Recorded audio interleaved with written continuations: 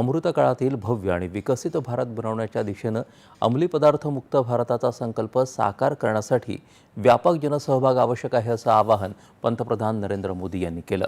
अंमली पदार्थांच्या गैरवापर आणि अवैध तस्करी विरोधात आंतरराष्ट्रीय दिनानिमित्त 12 ते 26 जून 2025 या कालावधीत अंमली पदार्थ नियंत्रण ब्युरोनं नशामुक्त भारत पंधरवडा आयोजित केल्याबद्दल पंतप्रधानांनी एक संदेश जारी केला आहे। अंमली पदार्थांचा गैरवापर आणि त्यांची अवैध तस्करी हे समाजासमोर एक मोठं आव्हान म्हणून उदयाला आलं आहे। यामुळे केवळ व्यक्तीची शारीरिक आणि मानसिक क्षमताच कमकुवत होत नाही, तर कुटुंबामध्ये समस्या, सामाजिक गुन्हे आणि दहशतवाद यासारख्या समस्या देखील वाढतात।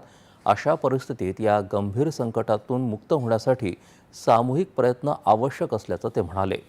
भारताला अंमली पदार्थ मुक्त करण्यासाठी सतत जागरूकता निर्माण करण्याचा, तरुणांना शिक्षित करण्याचा आणि पुनर्वसनाच्या संधी उपलब्ध करून देण्याचा दृढनिश्चय केला आहे असं त्यांनी सांगितलं।